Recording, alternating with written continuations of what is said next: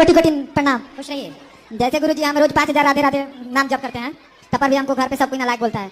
कौन नालायक बोलता है? मेरे पापा दीदी बोलते हैं कुछ करते नहीं। कुछ काम करते हो? नहीं अभी नहीं। तो काम भी करो ना बेटा। जो काम सोचे हैं वो थोड़ा कठिन है। क्या? हिंदू राष्ट्र के लिए सभी मूल्यों को मारना चाहते हैं हम। किसको मारना है? सभी कटुओं को। जब किसी ग्रुप या किसी रेस के लिए या किसी कौम के लिए या किसी शख्स के लिए ऑर्गेनाइज तरीके से नफरत फैलाई जाए, चारों तरफ से उसे विलन बनाकर पेश किया जाए या उसकी हर अच्छाई को छुपाकर और उनमें से बाज लोगों की बुराइयों को सामने लाकर लोगों के सामने रखा जाए और लोगों को ये बताया जाए कि तुम्हारी सारी प्रॉब्लम्स की जो जड़ हैं वो ये लोग हैं, तो उसका असर क्या होता है ये इस वीडियो से समझ में आता है। आज हिंदुस्तान के जो हालात हैं ये आज से कुछ 70-80 साल पहले हिटलर ने यहूदियों के साथ किया था। हिटलर ने और उसके चाहने वालों ने यहूदियों के खिलाफ, एक रेस के खिलाफ इस कदर जहर घोला कि वहाँ पर करोड़ों यहूदियों को मार दिया गया, लेकिन वहाँ के लोगों को ज़रा भी बुरा नहीं लगा। उन्हें लगा कि हम बहुत अच्छा काम कर रहे हैं। यही काम बर्मा और म्यांमार के अंदर ऑर्गेनाइज तरीके से प्री प्लान करके किया गया, तो वहाँ पर रोहिंग्या को इस कदर मारा गया, इस कदर काटा गया कि आज इसके बारे में कौन नहीं जानता। आज रोहिंग्या जो हैं वो दर दर भटक रहे हैं, वो अपने मुल्क के ना होकर बचे हैं। ठीक उसी तरीके से बोस्निया के अंदर मुसलमानों के खिलाफ ऐसी साजिश रची गई, ऐसी नफरत घोली गई कि वहाँ पर भी लाखों मुसलमानों का कत्ल हो जाता है, लोगों को कोई बुराई नहीं दिखती। इराक का हालात आपके सामने हैं, सीरिया आपके सामने है, लीबिया आपके सामने है। अफगानिस्तान पे सोवियत संघ ने पहले हमला किया उसे विलन बताकर, ठीक उसी तरीके से फिर अमेरिका ने 9/11 का बहाना लेकर अफगानिस्तान पे हमला किया, और फिर आप अफगानिस्तान में जो मौत का तांडव हुआ वो भी आप देख चुके हैं। और आज हाल ही में फिलिस्तीन के अंदर खुद फिलिस्तीनियों के साथ, जिनको फिलिस्तीनियों ने रहने के लिए जगह दी, वो लोग उनके खिलाफ जो काम कर रहे हैं वो सब लोग जानते हैं। हजारों लाखों की तादाद में बच्चों का कत्लेआम हो रहा है और पूरा वर्ल्ड पूरी तरीके से आंख मीच के देख रहा है। ठीक उसी तरीके के हालात हिंदुस्तान में पैदा किए जा रहे हैं। लोगों के जहन में इस तरीके से जहर घोला जा रहा है कि ये नौजवान, जिनका भविष्य ये होना चाहिए कि वो अपने वालिदैन के लिए कुछ कमा धमा कर कुछ करके दें, या उनका ये जहन होना चाहिए कि मेरे देश की तरक्की के लिए मैं कुछ बनकर दिखाऊं, कुछ खोज करके दिखाऊं, उनके जहन में ये भरा हुआ है कि हम वो अपना फ्यूचर प्लान ये करता है कि हिंदू राष्ट्र के लिए कटुओं को मारना चाहता हूँ, सारे कटुओं को मारना चाहता हूँ। ये जहर कहाँ से आया है?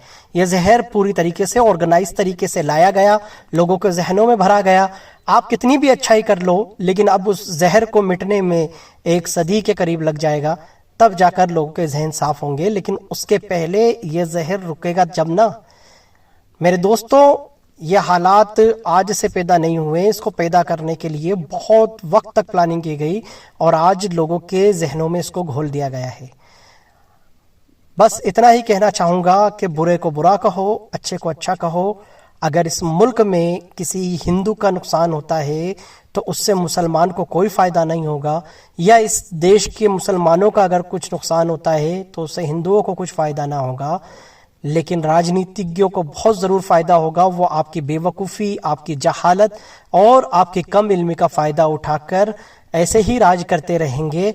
आपके लिए आटा भी महंगा होगा, आपके लिए डाटा भी महंगा होगा, लेकिन आपको वो महंगाई नज़र नहीं आएगी और आपको लगेगा कि मैं जब मार काट करूँगा जब ही अच्छा होगा।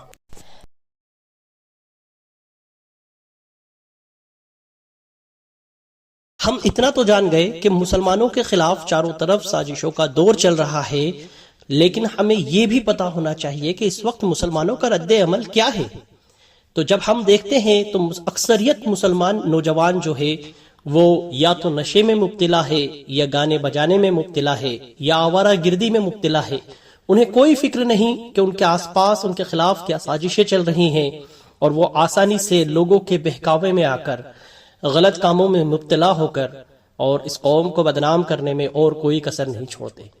शादी होती है तो डीजों पर थिरकते हुए नजर आते हैं, कोई त्योहार होता है तो उसमें थिरकते हुए नजर आते हैं, और अगर इनको समझाया जाता है तो ये कहते हैं कि हमारे अरमान हैं।